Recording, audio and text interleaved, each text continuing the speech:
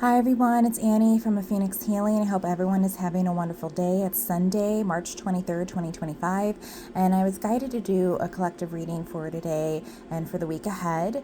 I am using Denise Linn's The Sacred Forest Oracle, and the card that flew out and flipped over was Stag Spirit, Leadership. A majestic stag stands atop a mossy knoll. His nobility and grace are palpable. You can see fog form around his nostrils with every exhalation.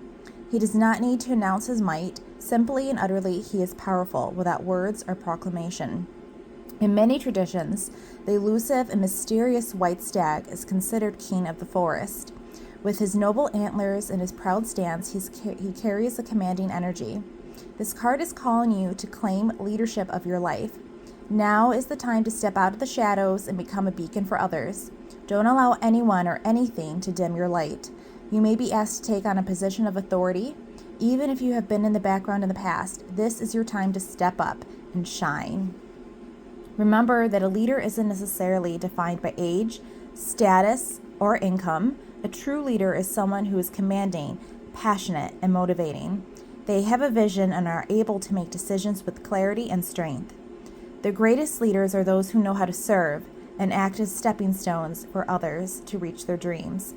You empower others simply by being who you are, and who you are is enough. Are you willing to step into the light and be a leader for others?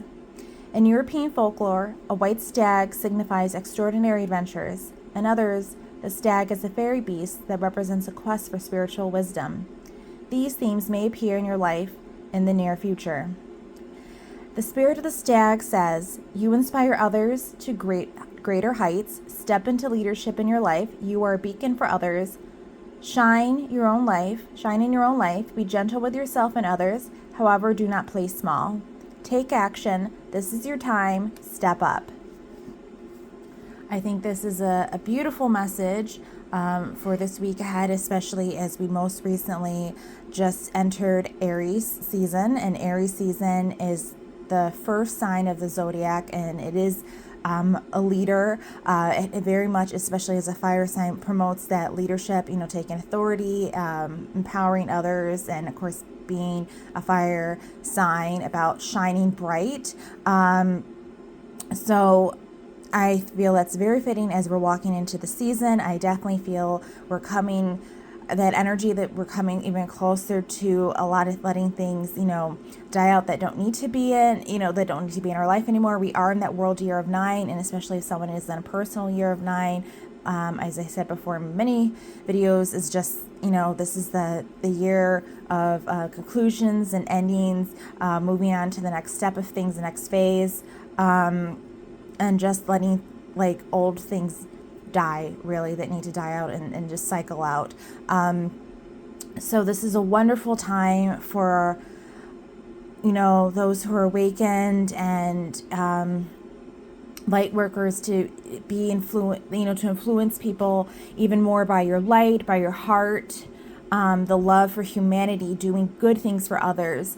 As the message even said, good leadership, it's yes, you can be passionate, be motivating, just if you come from a good place in your heart, there's nothing bad with that, as long as you have, we get into these things where sometimes maybe the people who are in these authoritative and leadership positions probably shouldn't be there because they're on a lower frequency, but that's why we need more people of the higher frequency to be in these positions and do things in leadership and authority, because it's being a good example to others for other people to follow in your footstep. Always being a bright light, be inspiring, be motivating, be kind, be good to yourself, be gentle to yourself, be gentle to others. Just be a good soul, be a good person, and do good in this world.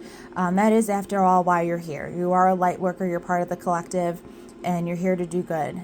So, as we step into this Aries season, and especially this week ahead, definitely hone in onto what areas of your life could you be more of a leader? What areas of your life could you be more motivating to others? And, to, allow yourself more to shine, because that was the other big message. And I know that's come up a lot in other readings this year. Don't dim your light. Don't allow others to take your shine, and just keep shining your light for others. So with that said, I hope this message has been resonating, and I hope everyone has a great week ahead, and I will see you guys soon. Bye.